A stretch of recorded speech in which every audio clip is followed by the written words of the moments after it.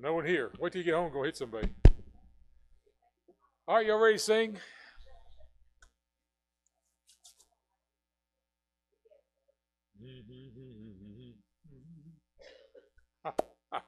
Turn to page 30. Send the light. Send the light. Page 30.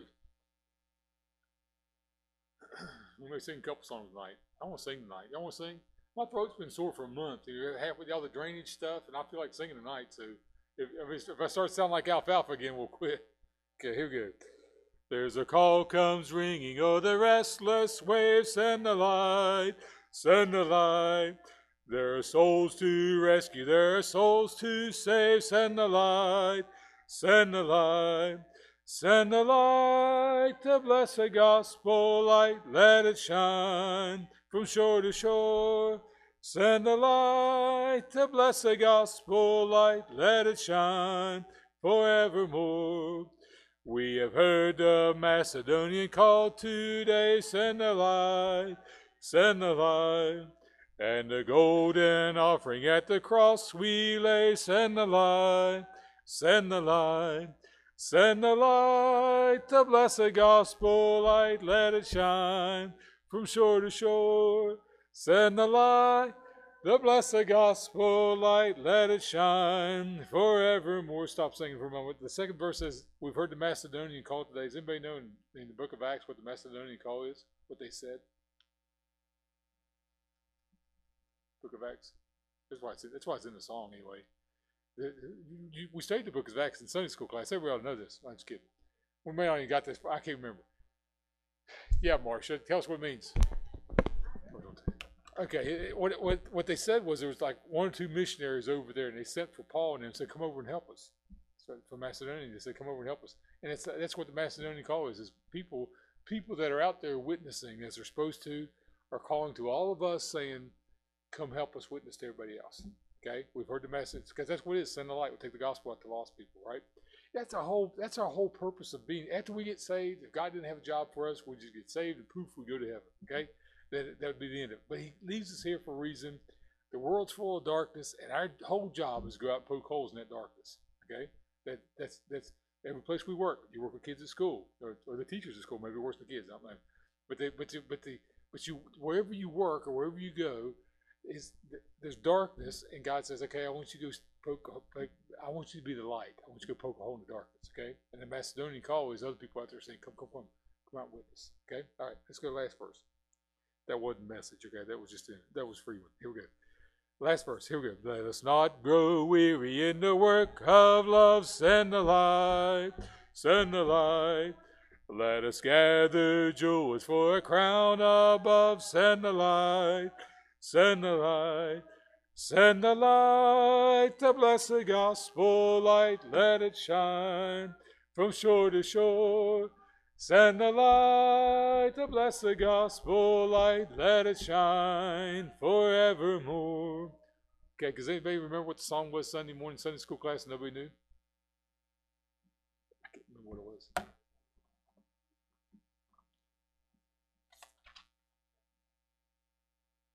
Okay, we'll sing that in a few minutes. Okay, because nobody knew it Sunday morning but me. I think, anybody else know that? Well, you heard it now. You sang through the verse on Sunday morning, which is good.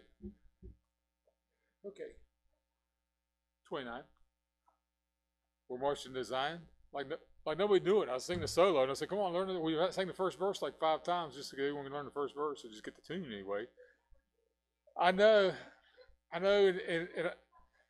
the funny part is, you know what the funny part is? If I sing a song so everybody gets the tune, the second time I sing the tune, nobody gets it because I sing the tune different this first time. The second time I do the first time. Well, okay. But I may not sing it the way you play it, or the way it's written. Nobody recognizes the tune after I sung it 3 times. It's a new song, Brother John. Okay, here we go. All right, anybody got a prayer request? Let's go ahead and get started.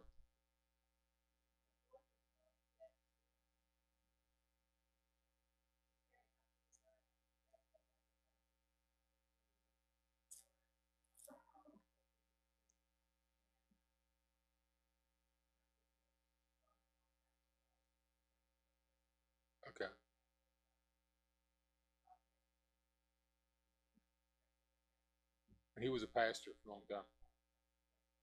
Different places, but last was at Clemson. Anybody else?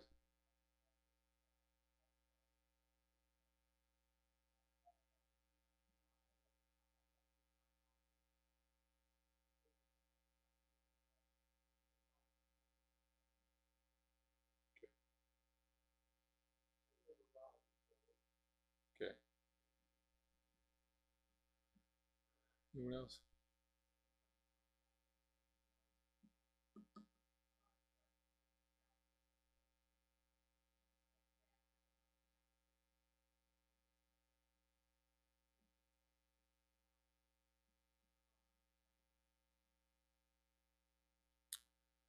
Okay. Al and I were driving in, and one of the girls was talking to us. And September 22nd, I think was the date. Was when it was a man checked his mail. I know what happened. I've heard the story from the driver who used to come here, and now from the kids too. Man went all across the street, out 21, mailbox, checked his mail. He had been on the phone, turned around in the oncoming car, and got hit by a young man. He used to come here, good kid, and so the man was killed. And one of the little girls had been coming to church with us. I didn't know it. It's her dad. Okay, they were all there in the house. The whole family was in the house. The kids that are with us tonight was in the house. One of them was in the house with them because they were just out there visiting. They were good friends, and so just pray for that family because they're still struggling. It was September. That's a mom, 3 kids, no husband, and the driver is a good kid that wasn't really at fault. It's just that they had checked the mailbox and turned back around.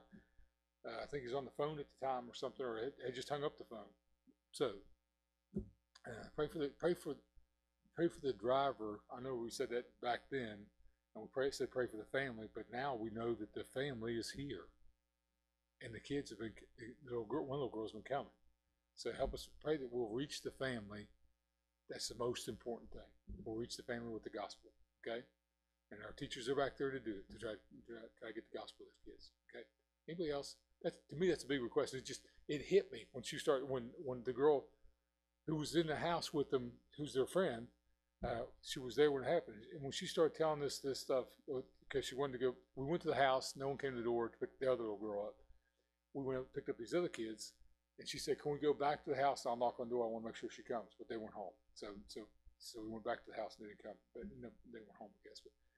But it just hit me when she was telling me who it was. It's like, oh man, I know the story. And they know the driver, the young man's the driver. It's just everything. It's just weighed on me, and so okay, pray for that family. We need to reach that family. We need to do everything we can to reach that family. And it's a struggling family with all that's happening. Okay. Sometimes it makes our problems seem small. The problems that we have a lot of times. I get stressed out about work. I got I got to drive 16 hours. I told Rebecca this morning, Jared and Rebecca were up this morning. He was getting off work about 5:30. I said, yesterday I drove 14 hours. I could have driven to the Florida Keys in 14 hours time. And a month from now, we'll be driving that. Tammy and I will go that way. But I thought, I could have driven all the way down there. But anyway, it's a small problem that we have sometimes. Okay. Anybody else with prayer requests? Unspoken requests, something to pray about, not to mention out loud. Okay, let's go. Pray. Heavenly Father, thank you for the opportunity to be in your house. Thank you for each one's here tonight. Lord, I pray that you bless each family, each home, each individual sitting here tonight, in our class here and upstairs and in the back room, every family, Lord, I pray that you'll bless the kids and the teachers. I pray that you'll bless each one of the requests, Lord, with physical needs, the ones with cancer, and the other physical needs within the church family, Lord. I pray that you'll meet every need. I pray that you'll guide doctors and give the families wisdom in every decision we make. I pray that you'll use us for your honor and glory, that as we go out, that we'll hear the Macedonian call of the people that are asking for help. And I pray that you'll send us out to greet those people, to meet those people, and to take the joy of Jesus with us and have a joy in our heart and to show it to everybody else. I pray that you'll use us as a church family and as individuals as we go out, Lord. I pray that you'll use us for your glory. I pray that you'll bless our lesson tonight, that will make the lesson clear, and I pray that you'll give me clarity of speech so that our people can understand. I pray that you'll touch each heart as needed and bless each heart as needed. In Jesus' name we ask, amen. Okay, We've got two announcements. Next Wednesday, February 13th, is Valentine's party for all the kids. If y'all want to have a Valentine's party, let me know. I'm always up for pizza. Okay. It's Saturday, February 16th. Is ice skating, and is there a sheet in the back? There's a sheet in the back for a sign-up sheet. The church will pay for the ice skating, and that's one of those things where kids can bring their friends, and we'll just bring their friends, and we'll go ice skating, and hopefully nobody's fault. Sign up permission slips like it's a release. Count it, what? No, we don't pay for the ER visit. That's why we have that parental release of all account responsive. What's it called? Parental release form, something like that. Do we have a number for the parents to call and say, meet us at CMC General with the with your insurance card? Okay.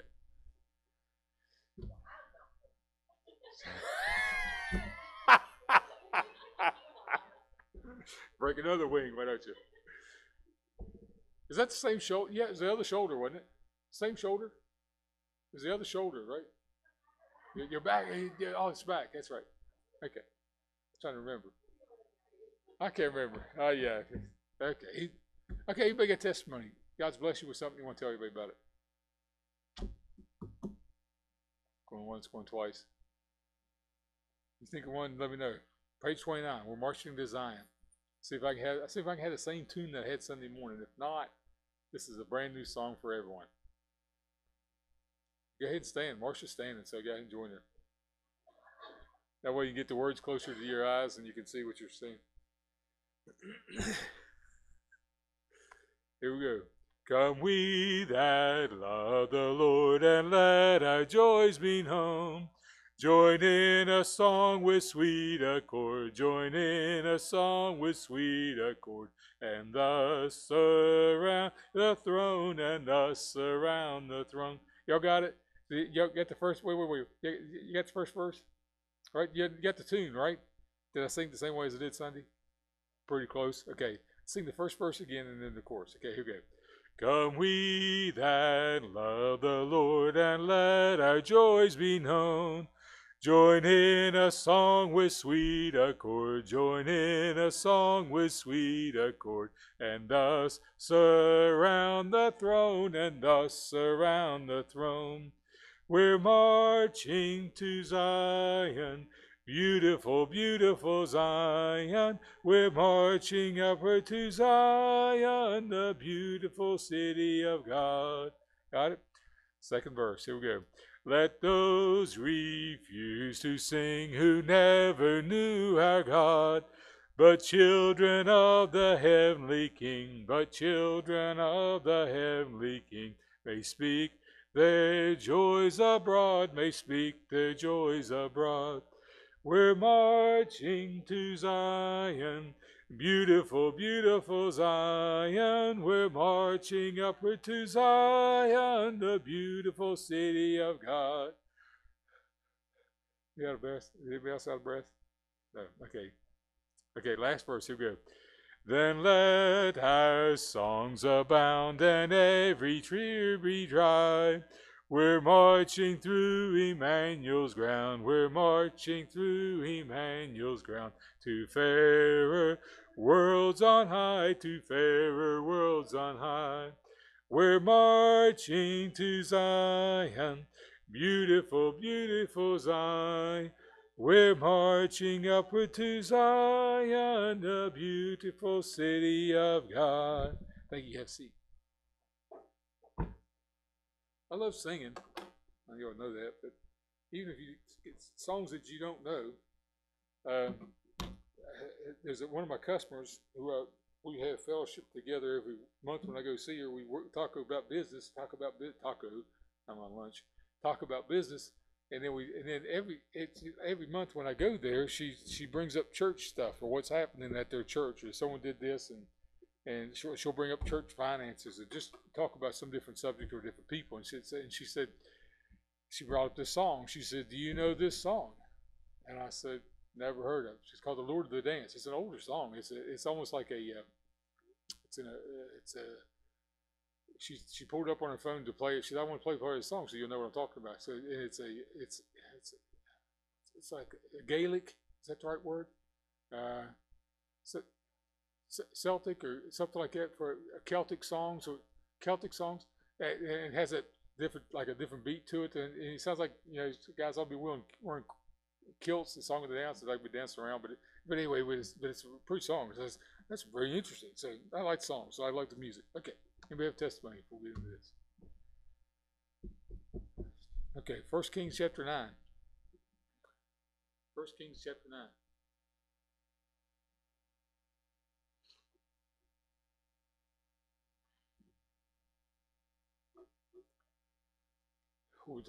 What king have we been talking about for the last couple of weeks? Solomon. Right. Talked about wisdom. He asked God for wisdom. God gave him wisdom. We talked about him building the temple and then building his own house. Right. He built the temple. 7 years and building the temple. I think last week we talked about his prayer when they opened the temple and the Shekinah glory came in. It's like a big cloud inside the room and it kind of runs everybody out. And it's a beautiful thing. I guess it's a scary thing that everyone leaves, but it's the same thing that what happened on the mountain when Moses went up and met with God on the mountain, and it's full of like a big cloud and lightning cloud around it, and everyone else was scared to go. And Moses came down; his face was glowing so much that they had to put a veil over his face because it was glowing. People were afraid to look at him. And he said, "Come on, we're supposed to go up there and meet with God." And they said, "Where are you going up there?" They're scared to death. Everyone around him. He said, "Come on, let's go." And they said, "We're scared. You go up there and come back and tell us what he said." Okay. And so that same atmosphere where Moses went up with God is now in the temple of God. Okay, in the temple, in Solomon built 7 years building the temple. We went through the measurements and all that a couple weeks ago. Okay, now 1 Kings chapter 9. Look at verse 10. We're going to start reading right there because he's finished the temple and he's finished his own house. And it came to pass at the end of 20 years, when Solomon had built the two houses, the house of the Lord and the king's house. Now Hiram, the king of Tyre, had furnished Solomon with cedar trees and fir trees and with gold, according to all his desire. That then King Solomon gave Hiram 20 cities in the land of Galilee. And Hiram came out from Tyre to see the cities which Solomon had given him, and they pleased him not. And he said, "What cities are these that thou hast given me, my brother?" And he called them the land of Kabul, I think he pronounced it Kabul. And Hiram sent to the king 60 talents of gold. So I'll read right there. That's where we'll start. Okay. Who's Hiram? Who's he? He's king of Tyre. Let me turn this other mic.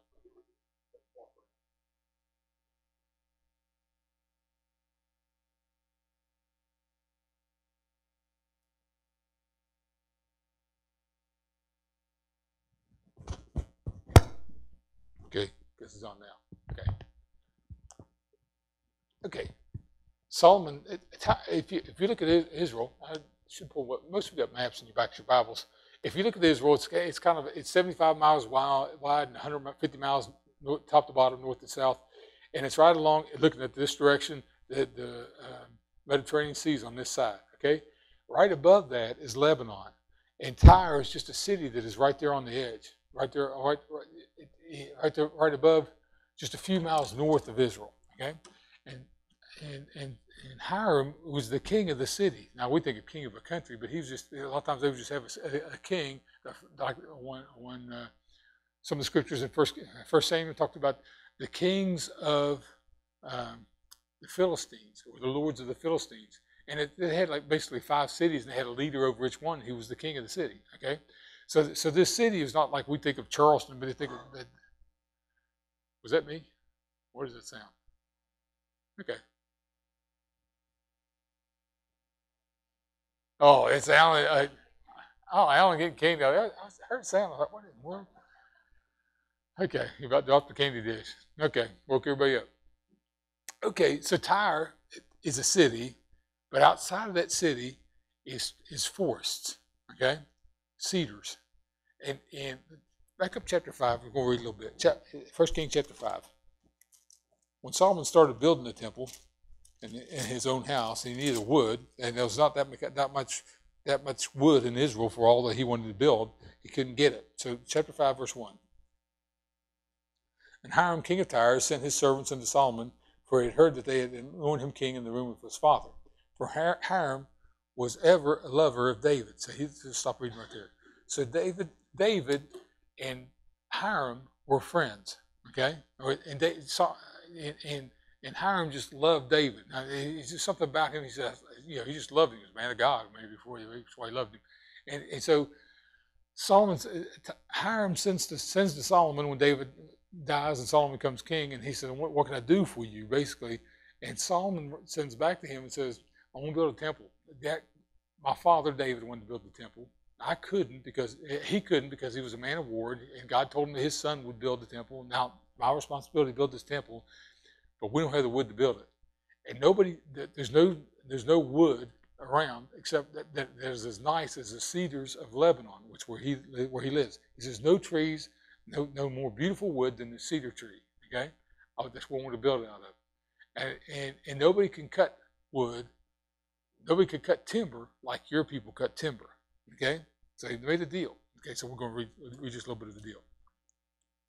We'll read several verses, I guess. I went through the first part of the story. First, look at verse 5. We're in 1 Kings chapter 5, verse 5. And behold, Solomon's talking to Hiram. Behold, I propose to build a house in the name of the Lord my God.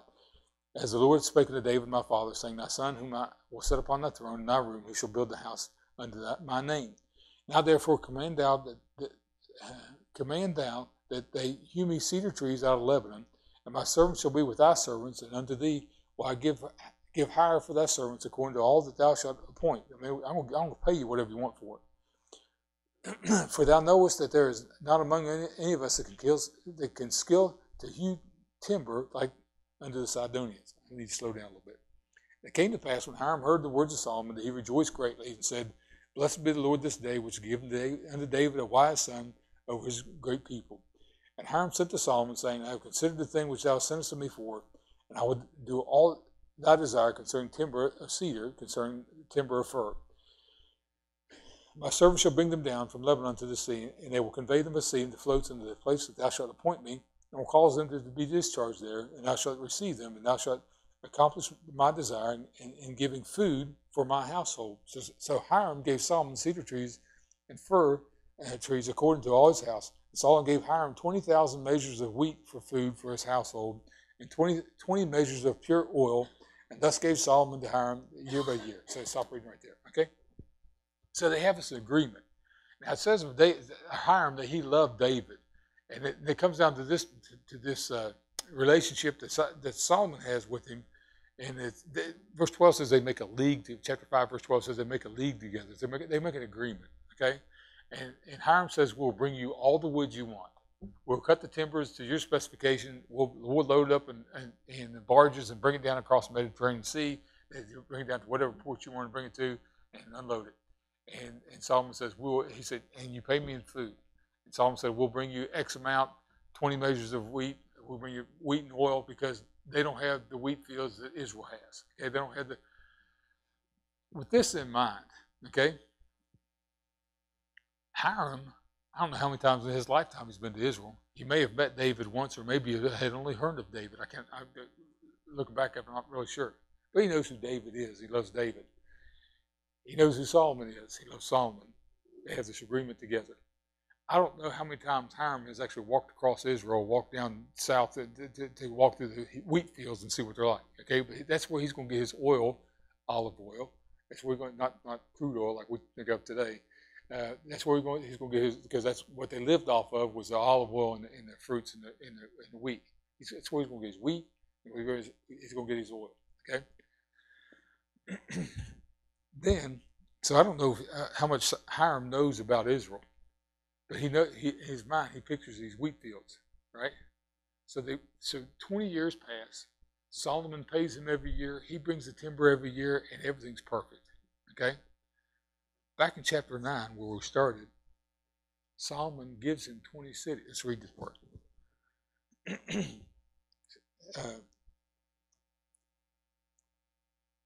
Last part of verse 11, chapter 9, verse 11. Now Hiram the king of Tyre furnished Solomon cedar trees and fir trees with gold, and with gold according to all his desire. That means he gave Solomon anything he wanted.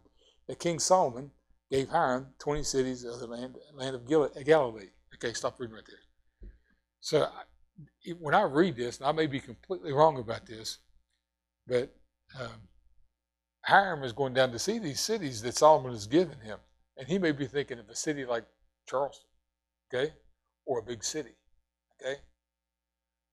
He may be thinking these are cities that he's giving. He's giving me 20 cities. I'm excited. I get to go down and see what this is. 20 years of service, and this is what we get. So he goes down there.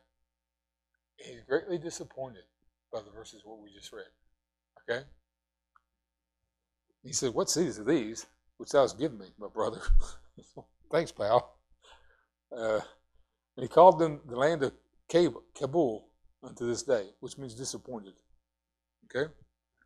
Solomon gave him something. He came down and looked at the cities, and it may be, I mean, perhaps he's picturing Kansas, with all the wheat fields. Or perhaps he's picturing a city that a lot of people live in. But if it's a Kansas wheat field, there's a city about the size of this room, and everybody goes out and works in the fields, right? I mean, it's a small, their cities are small for the most part. So Hiram got down there and looked at it, and he was disappointed in what he saw.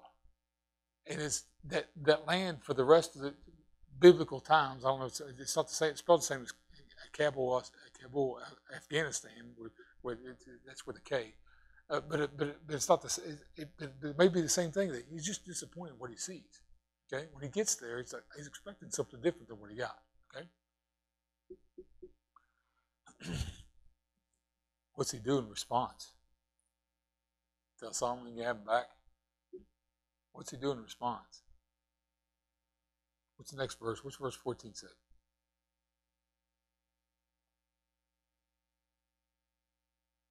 Chapter 9, verse 14.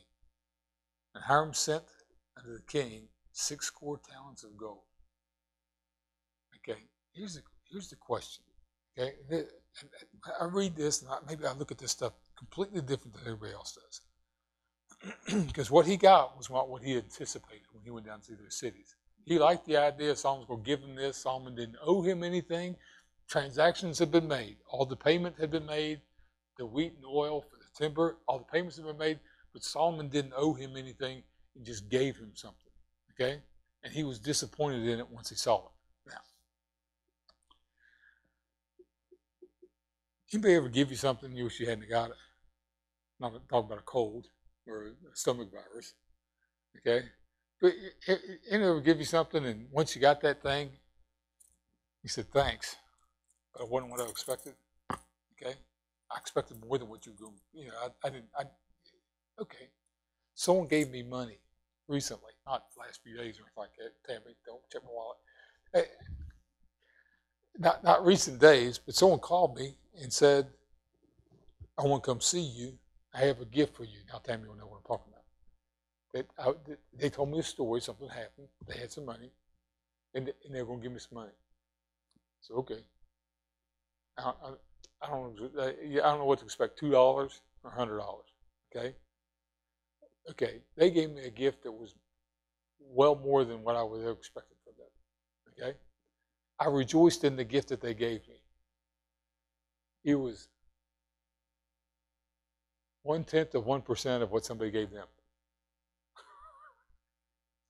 So you can figure out, someone gave them a big gift. They gave me 0.1% of what somebody had given them. Okay, and they told me, they told me this story of what someone gave them, and they said, I want to give this, I want to give you this. I can either say, how about 10% of what they gave you? Okay, 10% of what they gave you, I'd be set. They didn't owe me anything. They didn't have to give me anything, right? So I can either look at the gift that they gave me and say, could you add another 0 on that check? Or I can say, thank you very much, brother. I appreciate what you've done. Okay? My choice. And sitting there, I thought, my choice. Okay? I was tickled to death with what they gave me. Okay? Or I could have said, why'd you tell me that story? I wish you hadn't told me how much someone gave you. Okay? Okay. Someone offers you a gift. This is not payment for a service that you provided. This is not exchange. You sold a car. They're paying you money for the car. You've raised vegetables. You're selling your vegetables. It's not payment for work. This someone gives you a gift. Much of our life is based around leagues rather than love. David was loved by Hiram. He had a league with Solomon. There's very few people in our life. We use the term "I love you" with some people, and I don't use it. I don't use it sparingly. I put it that way. But there are a lot of times our life is based more on a league with people than a love with people. You know the difference, right? We're in agreement with this person. We put up with this person, or we'll make an agreement with this person, or we'll do this if you do this. The two different words of the word love is, one's an agape love, which is an unconditional love. Okay, that means I love you no matter what happens, I still love you. Okay, and the other is a phileo love, which is where we get the word Philadelphia, brotherly love. Phileo love is I'll be good to you as long as you're good to me. I'm good to my brother as long as he's good to me. He disappoints me or crosses me, pow, right in the kisser, right? Okay, most often we have a league with people and not a love with people. Okay, so when someone gives us a gift, most often the gift is you've got to look where it came from. It's out of love. It's not out of a league. It's not out of a responsibility that they have to do something for us. It's because they love us. They've done something for us. We may be disappointed in it, like Hiram was with the gift that Solomon gave him. But a lot of times we look at it and say, well, why don't you give me more? Why don't you do something more for me? And there's a lot of people that get used to people giving them to the point where that's all you want to give me? Okay? This is not getting political, but there are people that generations have been receiving welfare that nobody has worked. I know people with 3 generations in a household is nobody's ever had a job. And they expect more, and no matter that's not based on love. That's not even a league. But no matter what gift you give them, that's not enough. Okay, I got a new phone. You give them a new phone, but it doesn't have unlimited data. Often we spoil our kids. Charlie, does Charlie boy have his own cell phone yet? How old is he? 4. Why does he not have his own cell phone? Is there something wrong with you? Don't all 4-year-olds have their own phones by now? Okay, what about Mary Sheila? Does she have her own phone? Something wrong with this picture? Cindy have her own phone? You know what? If you gave Cindy a phone when she was 4, she'd be expecting a new one by now.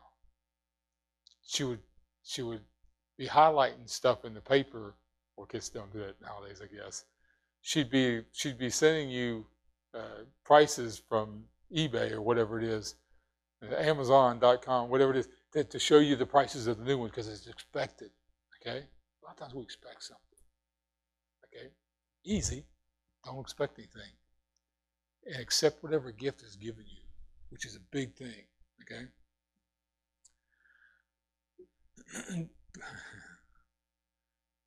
Here's a second statement. I don't know why I'm even teaching on this, but it hit me when I was reading this stuff. Be gracious towards the giver.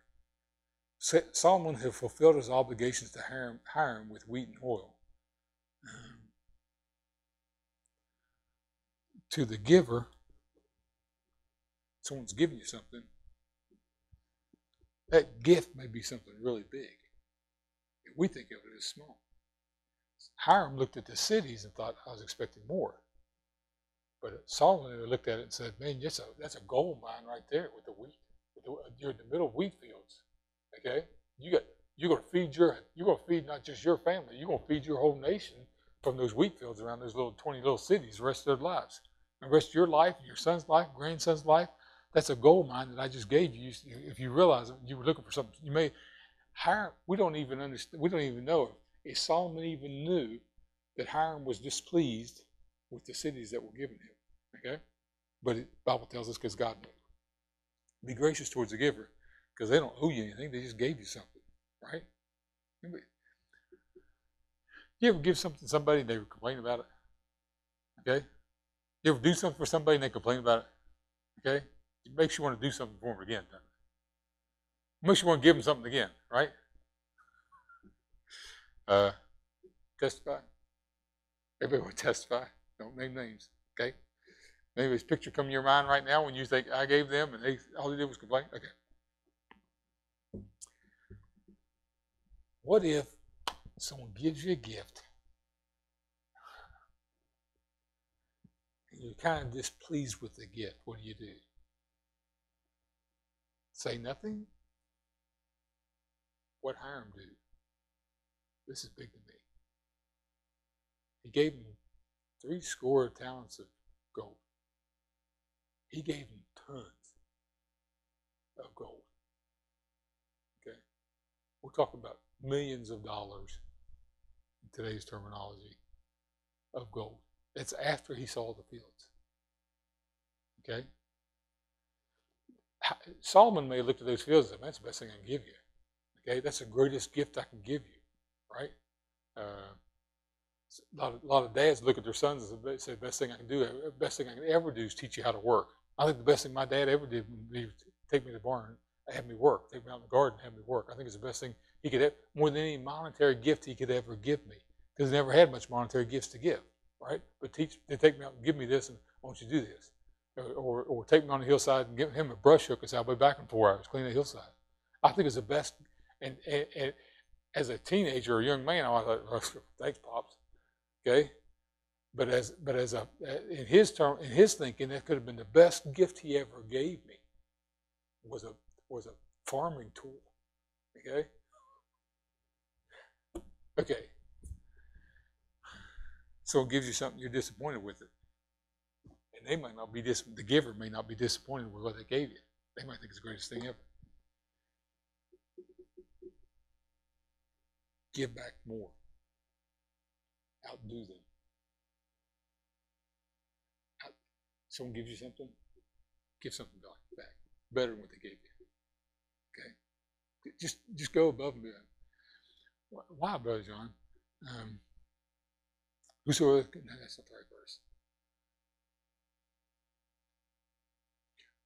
Where the treasure is, there where the heart, where the treasure is, there where the heart be also.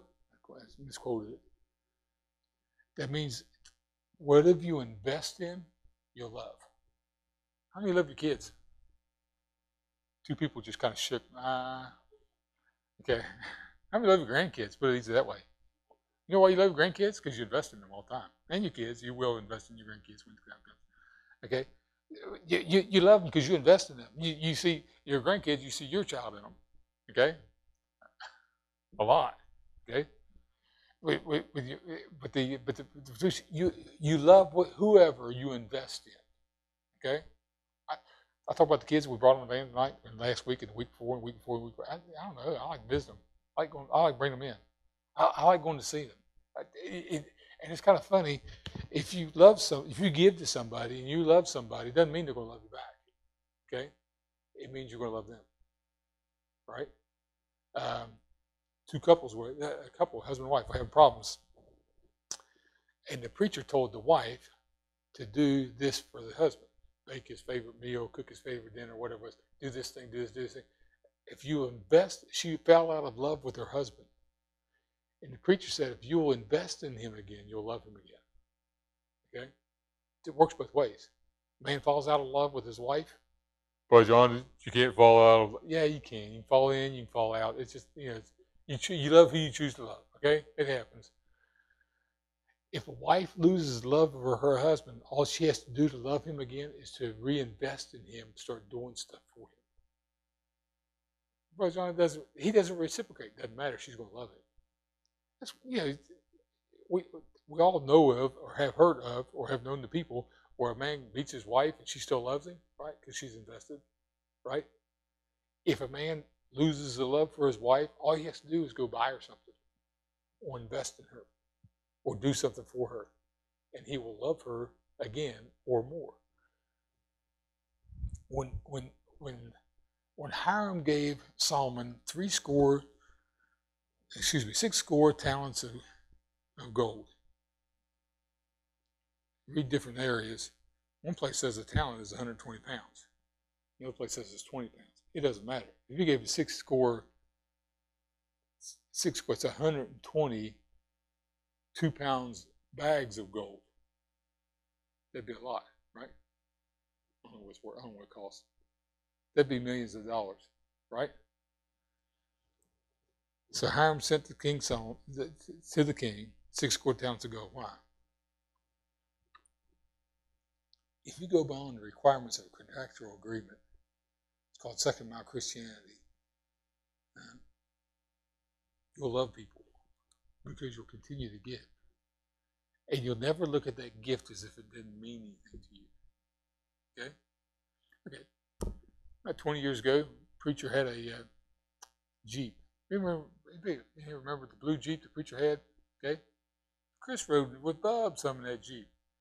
Joe Gooch said Bub had that thing 15 feet off the ground out at the frozen camp where there's this little hill in the middle of the field, and he was flying and just for the fun of it, see how fast they can go, make sure hopefully nobody's on the other side, go up the ramp, and that tree was just boom, just bounced across the field. I'm glad they didn't flip over and roll. I was not with them at that time. I'm glad I wasn't with them at that time, but all the boys, their fingerprints were indented in the dashboard and in the seat. But they had a lot of fun. They had a lot of fun. And preacher gave me, he said, "I'm gonna give you his Jeep." Great. And Bub got pulled over a month or so before preacher gave it to me, and because the sticker was dead, it'd been dead for 4 years. The trooper pulled Bub over for light because his lights were out or something. I don't know why he pulled him over, probably speeding or whatever. He didn't say why he got pulled over for, but the trooper said your sticker's dead. Bub says because it won't pass inspection.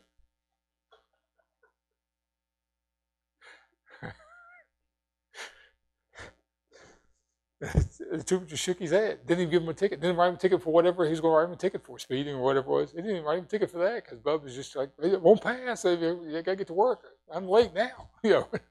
So he just let him go. Okay? All right. Preacher gave me that Jeep. I took it down to Jeff Young's body shop, and I said I need to get it to pass inspection. Something inside of me says it has to have that sticker. I could take it down two-way and give them $20. They'll stick one on there, but I feel like the lights ought to work, the blinkers ought to work, the park and brake, whatever. So it costs, I think it was $600, I think, just for the parts to make it legal. Okay? Now, some people would look at an old Jeep that hadn't been rolled, but come real close several times. Some people look at old Jeeps and say, "Wasn't Kabul? Is it disappointing?" No, I loved it. Okay, to me, it's a great thing. Until Damon and Brecker broke down on the west side. To me, it was a gift because it was a gift from preacher. Not looking at it, and I think Hiram looked at the cities and said, "What is this?" But he looked at Solomon and says, "I love Solomon. I'm going to send him money. I'm going to send him gold." Okay. Second mile Christianity is go way above whatever's required of you in a contractual agreement. Do more than what you have to do. What are you grinning at, Tam? You want to testify about the Jeep or what? The time you broke down? Many people, and a lot of Christians, to me it's sad, a lot of people do this. They go through life thinking they got a bad deal from somebody. Doesn't matter who it was. Doesn't matter if there's some people, no matter who they work for, they complain about the boss of the company that they work for because everyone's treated them bad for the last 20 years. Okay? This person got the promotion, I should got the promotion. This guy got a raise, should got the raise. This guy got a pat on the back, I should got the pat on the back, whatever. Some people complain about their spouse, their family, whoever it is, their siblings, whatever. It doesn't matter who it is. Some people complain about their parents, whatever what the parents do for them. They still complain. I've worked with men before that complain about their wife all the time, and I think, man, she's stupid. I said, yeah, she married you. She said, yeah, she's pretty stupid. Many people only look at Kabul. They got a bad deal, or they think they deserve better. What do you do in any situation when you think you deserve better? Give more. Just give. Why? So that you'll love people. That's what we're supposed to do. But I don't love them. I don't want to love those people. I don't want to love that person. I don't even want to see that person. Give. Okay? What if they reject your gift? Okay? You take flowers. Teenage boy takes flowers to his girlfriend. They get in a fight, takes flowers, and she throws them back at him. What if they reject your gift? That's okay. There's a preacher that I knew a long time ago that I don't remember who it was. JoJo Moffat. So when she got saved, Her family was Catholic. Her family was so mad at her for becoming a Christian that didn't they send back her Christmas gifts and stuff that she'd give to the family members. And I mean, she'd give like her siblings and her kids. She'd give them Christmas gifts, and they'd send them back. Okay, we don't want it. Okay, reject the gift. What somebody rejects your gift? What do you do next? Keep loving them. Okay. What if you give somebody and you think it's great? Okay. Tracy finds something in a creek. Living creature. Brings it home to her mom. Brings it to Charlie. Charlie, you can take this to school. Show it to the kids. This is West Virginia history. It's the last salamander. Okay, whatever it is. And this is the last one. And to her, it's great. Charlie looks at, I don't take the bug. I'm not putting my hand in there. Okay? And it may not mean anything to her, but to the giver, he said, thanks. I'll be thank you very much. Go to the trash can. But to the giver, it's a great thing. To the receiver, they may not see it the same way. And your gift may not come out the same way. I try to do stuff for people before and they get mad. Try to help. Okay? That's not what I had in mind. Okay. Give. Give, and it should be given in you good measure, pressed down, shaken together, so shall man give into your bosom. That's what it says. Just give. And look at every gift that someone gives you and say, wow, that's a great, isn't that nice? Isn't that a great deal? David Underwood called me about 8 years ago. He said, hey, someone's got this mule.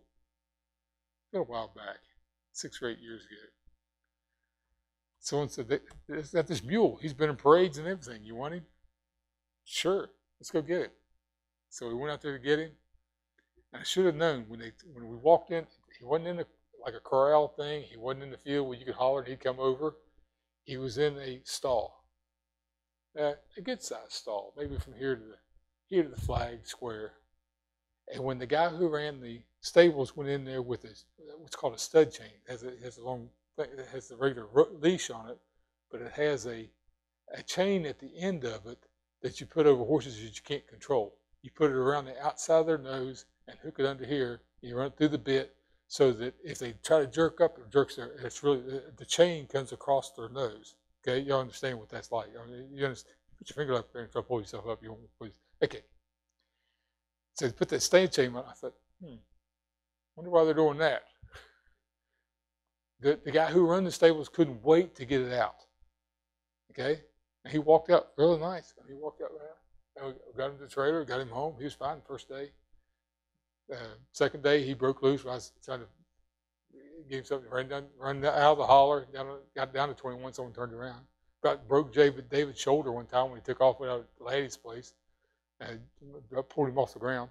And he was always that way because you never knew what was going to happen.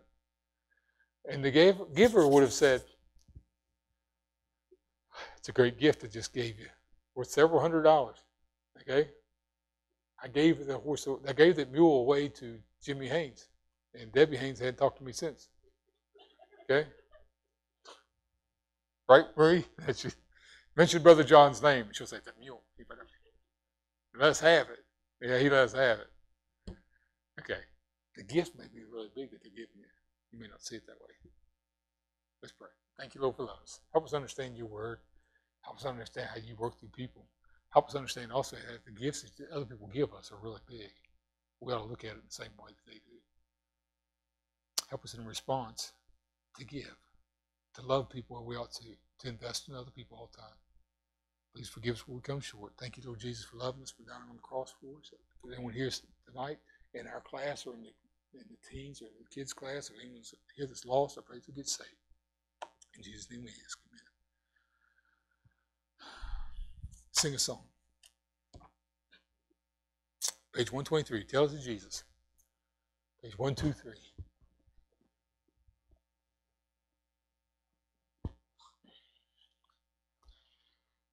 Are you weary? Are you heavy-hearted? Tell it to Jesus. Tell it to Jesus. Are you grieving over joys departed? Tell it to Jesus alone. Tell it to Jesus, tell it to Jesus, He is a friend that's well known. You have no other such a friend or brother, tell it to Jesus alone. Last verse. Are you troubled at the thought of dying? Tell it to Jesus, tell it to Jesus. For Christ's coming kingdom are you sighing? Tell it to Jesus alone. Tell it to Jesus, tell it to Jesus. He is our friend that's well known. You have no other such a friend or brother. Tell it to Jesus alone. Charlie, will you dismiss us?